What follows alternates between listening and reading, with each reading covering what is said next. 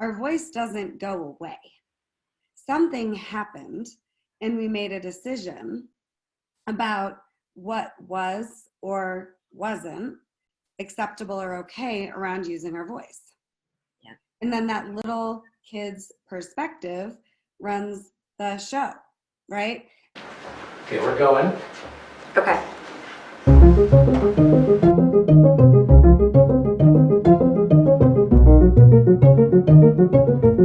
3, 2, 1, we're going. Okay, MaDora, welcome back. This is part 2 of our Healing is Possible breakthrough session around how to find your voice and speak your truth. And if you would share with us where you are now coming to our part 2 session. I've been working on the homework, and I had to meditate to get more into my body because my head was just going in circles. So I did that, and I just started writing. Could you just share, for those that may be tuning in for the first time, the homework that you had and where we left off from your perspective with part 1? During part 1, we were trying to figure out how I could find my voice better,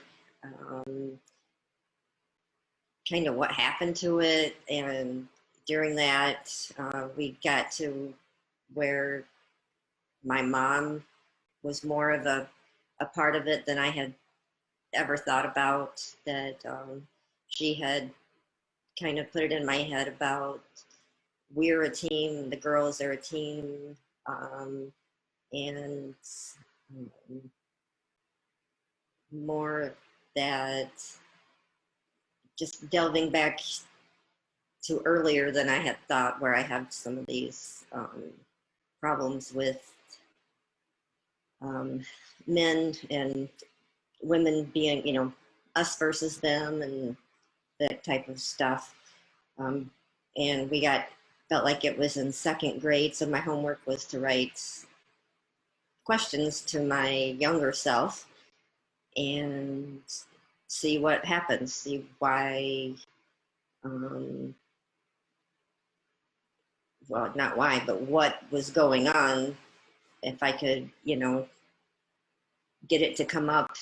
Because in my head, I don't remember so much, but the feelings are there. And so asking the questions really was good. I just started writing. I'm like, well, I'll just start from what I remember and just get into it. And I came up with 3 questions, and I have 1, 2, 3, 4.5 pages. Wow. Stuff that I wrote down. So can I ask you to clarify one piece of what you're sharing? And great job just modeling going for it. When you say, the feelings are there, but it's not quite in your mind yet, this isn't how you said it, I'm paraphrasing, maybe having the dots connect. What are you meaning by, like, the feelings are there? I get a lot of, I have IBS, and when we were talking, my stomach felt sick, and I wasn't getting, I had some idea when we were talking, it just like stuff would come up. I'm like, oh my gosh, I've never even thought of that, or, so it's not like right in my mind, but Yeah. just through the feeling of it and talking about it, because I'm good at pushing things down and blocking and not remembering stuff. So your body was almost giving you signals, we're on the right track, something's here. Right, yeah. And then you didn't quite know what it was yet.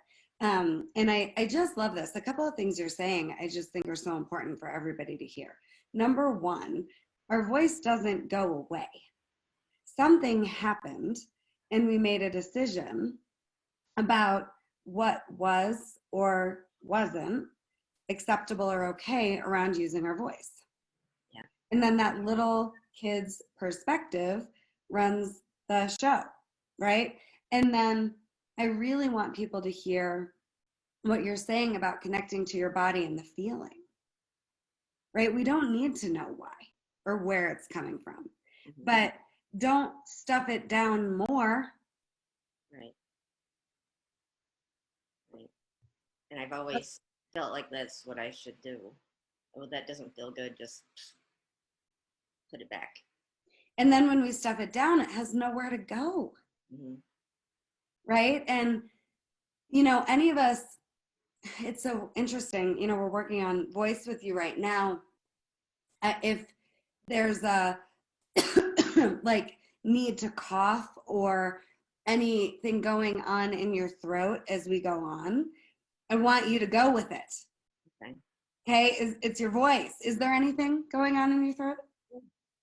Yeah, it feels like it's quivering. Yeah, I almost am feeling it in mine. So, you know, let's do something. Let's cough for a second. Like cough it out.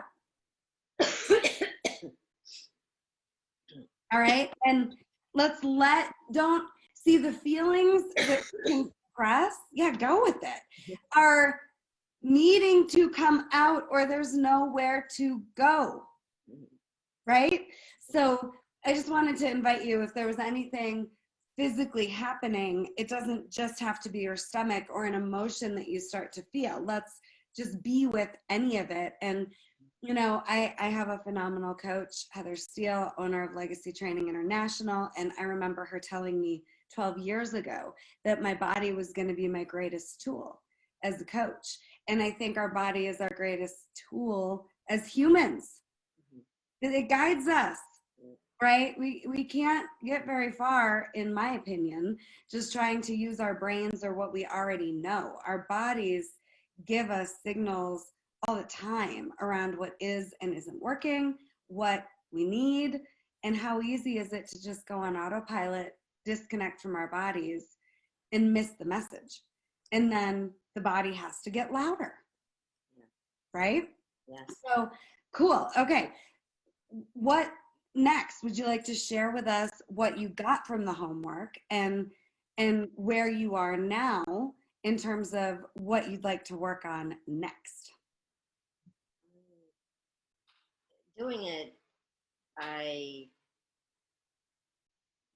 started just writing. I said, "Why are you sad?" And the first thing that came up was, "Mommy left without saying goodbye." And I don't understand why. And Yeah. you are how old, MaDora? I just want to make sure everyone understands the homework, because was it age 7? Yeah, so second grade. So it was like, I think shortly after school started. I don't really remember exactly. I just remember my teacher and what grade it was. And we guesstimated age 7, is that correct?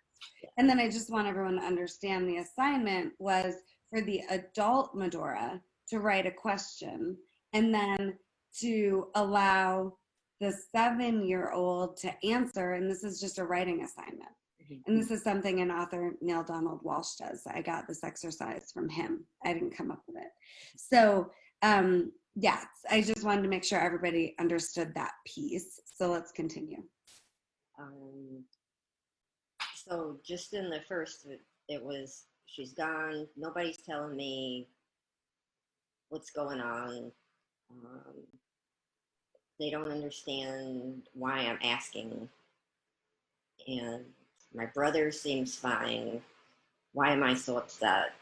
And it's kind of what my grandparents were trying to just silence me. She's just at the hospital. And then it got into, well, she didn't say bye. Why didn't she say bye? Did she go with my dad and she left me here? Did she die when we had the dog? They took it to the vet. They even brought the dog back before the dog died. So why don't they bring her back? And I just really didn't understand what was going on before she went in. She thought she was being poisoned, and that was both times that she went in the hospital. And just for those watching for the first time, we had a 7-year-old girl who was being raised by grandparents and mom. And basically, one day, mom went into a hospital and there wasn't communication. And dad had already left at age 4 and didn't come back. And so the 7-year-old is confused, and that's what you're sharing with us.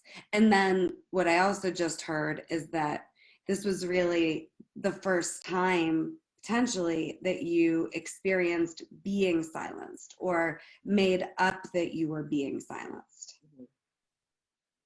Yes. Yeah.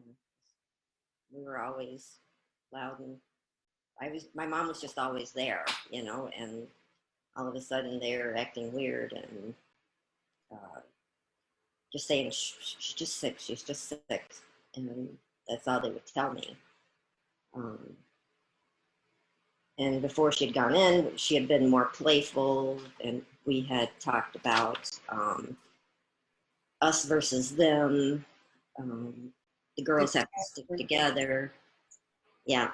And then I was getting angry that nobody's taken me to see her. And then they did.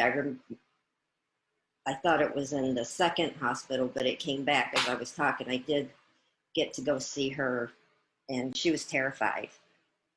And then I was angry that nobody took her home. Why can't we take her home with this? And I think I can only remember going once.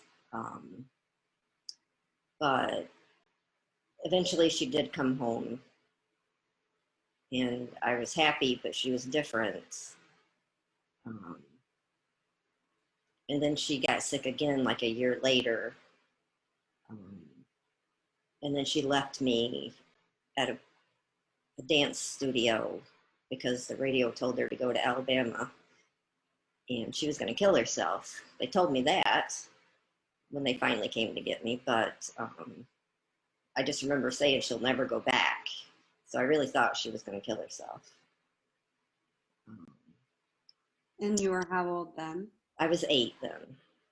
Okay, so that was just the next year. So yeah, and the people at the school, the kids were so mean. I never went back after that I remember. To school? To the dance school. To the dance school. Yeah, I won't remember, but I didn't want to see those kids again.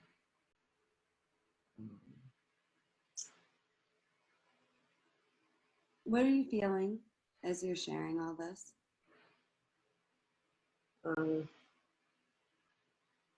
I have just confusion, I think, is at what was going on. I was just really confused. And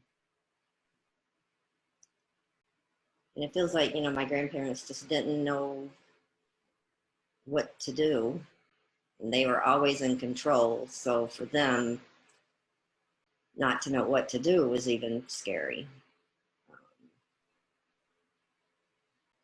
But it was just a very confusing time. And I also asked, what happened to my voice? And then that was another question. And I says, no one will listen. They're tired of me asking questions. School isn't fun anymore. Nothing is fun. My mommy is fun. She made me laugh, especially at night. We always had this thing we said every night, good night, Irene, good night, Eileen.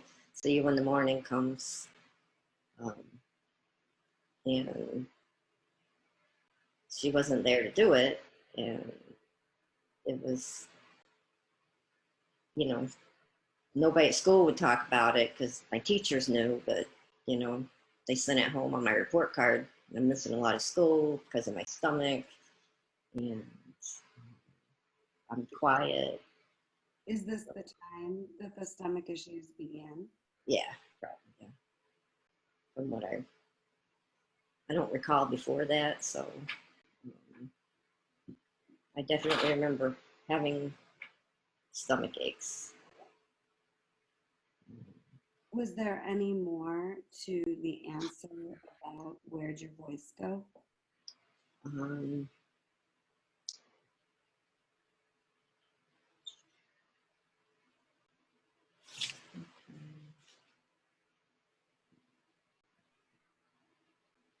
let's see.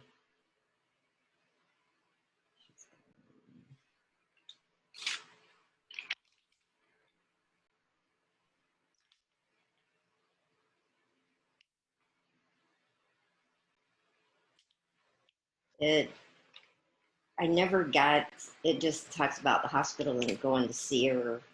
Um, we had to be quiet there. We couldn't make any noise. Um, and my mom would whisper and she was terrified. But How it, did you know that she was terrified? because she told us the patients were threatening to kill her. Whether that's true or not, I don't know. She had major depression with psychotic tendencies, but I think today that she would probably be bipolar. You know, they would probably diagnose her because it wasn't very often that she got like that, but maybe 5 times in her life. And you're a nurse, so you've got medical experience and history, as you're saying these things. Yeah, yeah, and just the voice thing. I, it was just be quiet, quit talking about it. And the only person I ever used my voice was my grandfather, and we would argue. I can't hear you. During this time, Yes. Well, not during this time, later. stay with this time. There's a lot here, and it's easy to start when you are connecting to parts of your past that you haven't connected to, seeing a whole bunch at once, like a flood, right, of memory. But I'd like, for the purposes of your breakthrough around voice, to just stick with this time. I don't think it was, I don't think I talked much to anybody. I just wanted to be like my brother. Okay. And there was more than one way that I wanted, for more than one reason, that he didn't show the emotion. He didn't cry when we left her at the hospital. And he was older. He what? He was older. 4 years older. Yeah. So stay with me for a second. Let's worry about the notebook in a minute. Mm-hmm. I think this is important. So you saw your brother as an example? Yeah. And Did you cry when she went away? yeah, when we left her there, yeah. And what happened when you were crying? Did anybody say anything to you? Did anybody comfort you?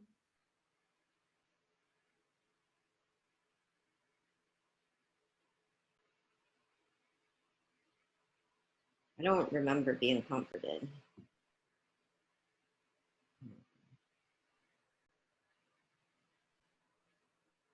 They weren't real comforty type people.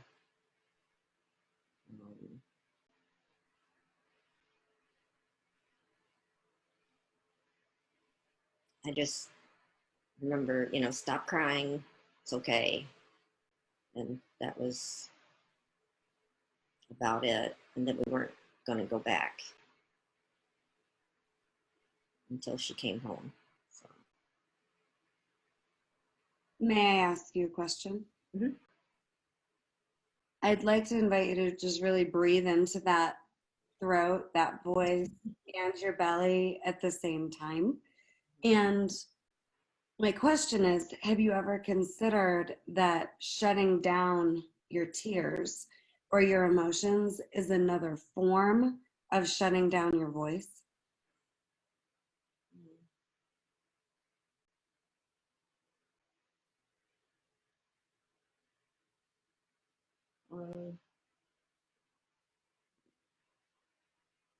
yeah, but not consciously, you know.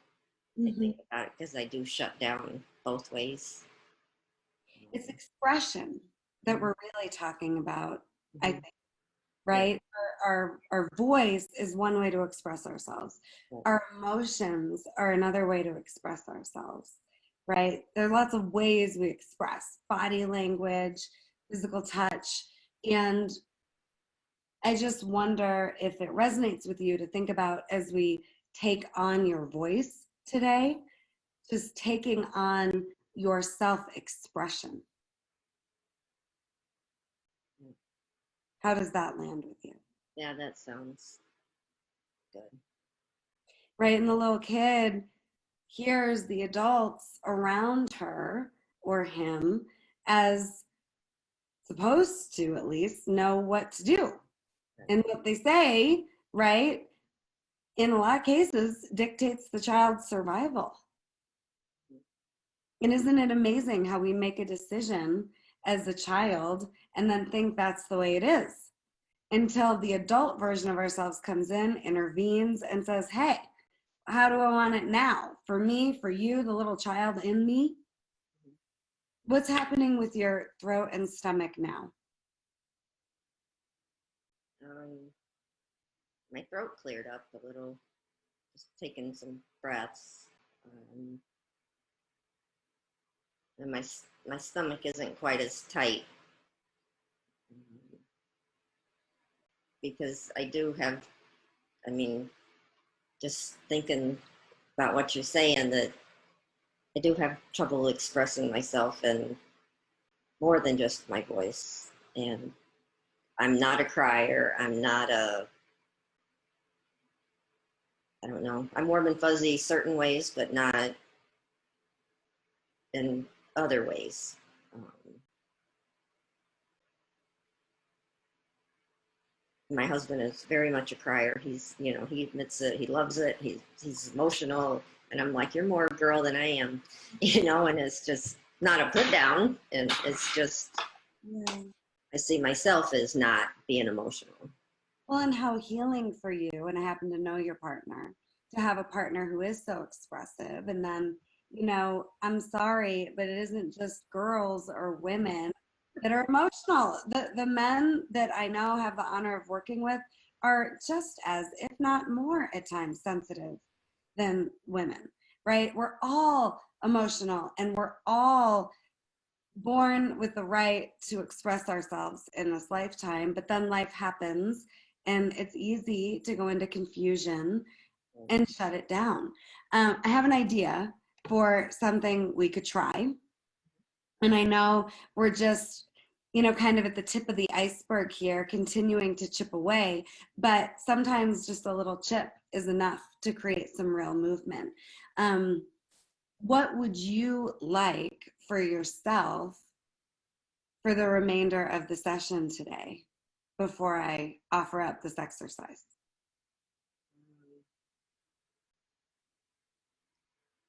I guess just to, I'm not sure how long we have, but to now that I see why I shut down, I just like some tips to keep from going back there. I know we talk about our timeline and um, that type of thing. That's what the drama is. We're going back in our timeline. Um, Meaning childhood. Mm-hmm. just do you, you know, and I think I ask you this every time. How do you do it? Um, because it's still just foreign to me, and not just to shut down. The 'Cause, new possibility. Yeah.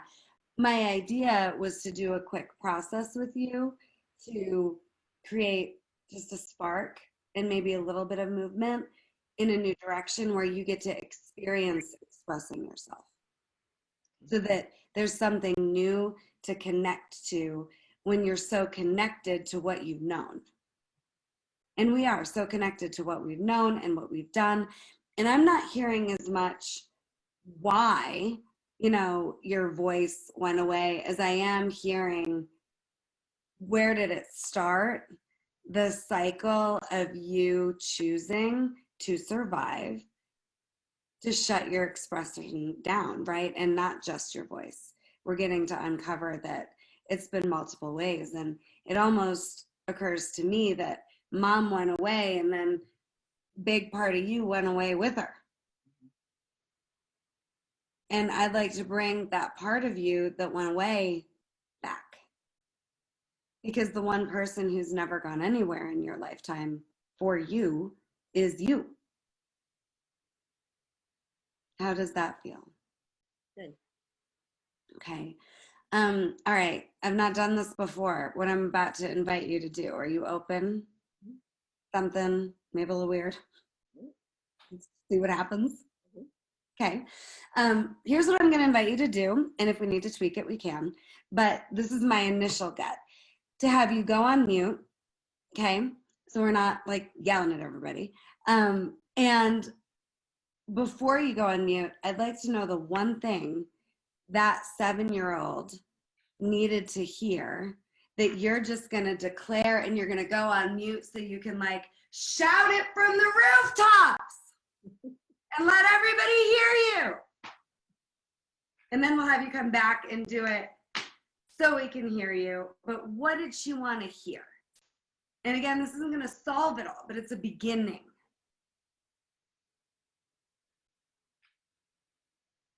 And breathe into that stomach and that throat, eyes closed if you need to find it. But like, what's the phrase that's going to get you taking on and taking back your self-expression?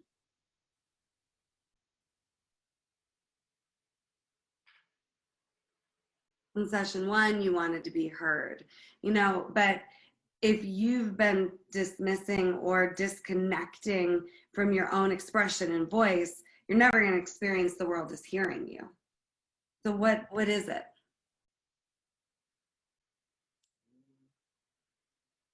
An I am statement, or I don't know.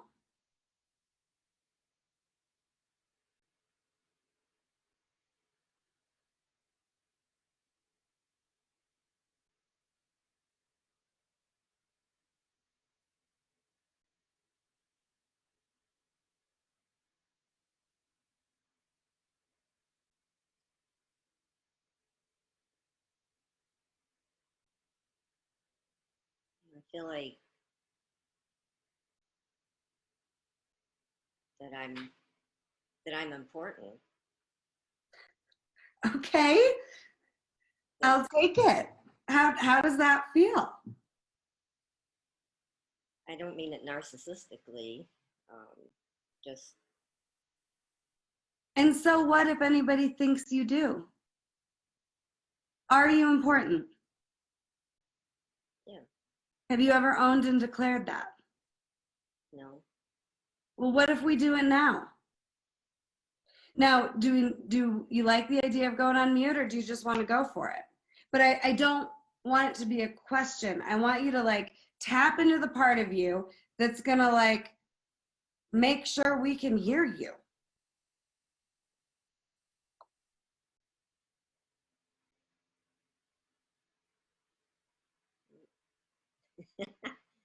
Does I have, yeah.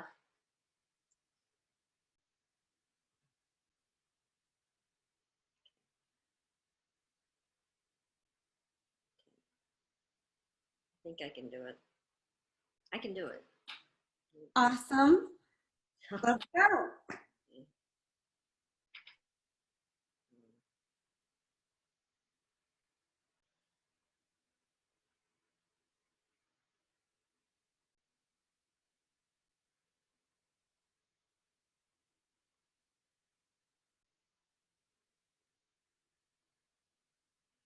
I am important. Oh,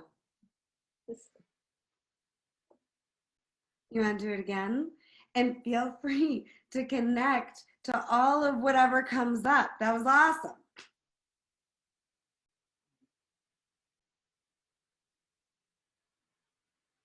I feel like I'm the 7-year-old telling my grandfather. Do it. Let's go. Tell him.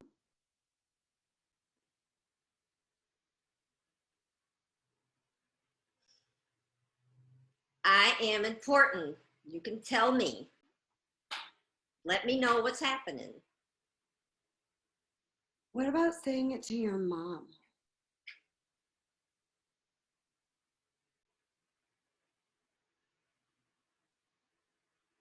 That's different.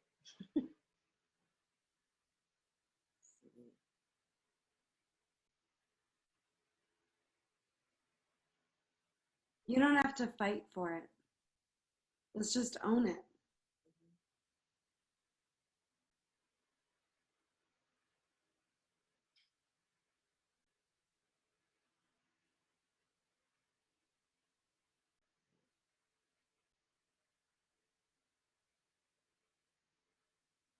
I don't know why I feel so different about her.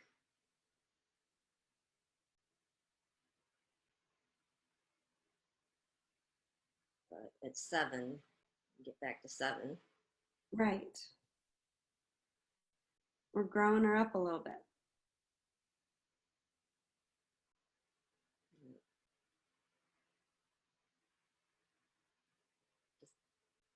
I'm important. You include me.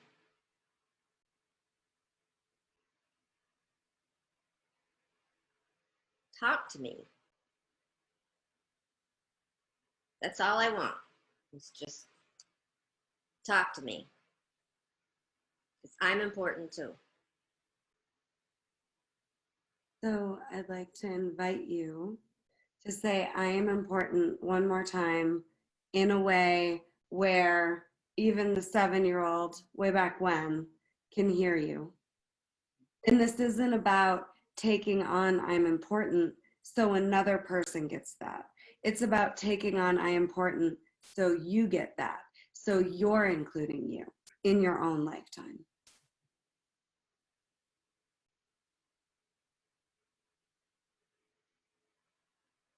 I am important. Breathe into that. Feel that. What are you feeling? Like a lot just came off. No one can give it to you. So what I'd like to invite you to do for homework next, and anyone else watching that can resonate here, is take on for the next 7 days,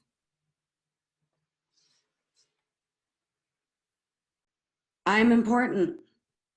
I want you to walk into rooms like you're important. I want you to look in the mirror like you're important. I want you to get yourself dressed like you're important. I want you to practice self-care like you're important. I want you to eat like you're important. I want you working with your patients like you're important, and so are they. But if you've left the building, who can hear you? Let's just take it on. I'm important and see what happens. And it's a simple process, but I'd love for you to share with us after 7 days how this went for you. How does that feel? Good. What's happening in your throat and stomach now? And I'm remembering the swirl that was there, the chartreuse in the first session. Where are we now? I don't have the swirl.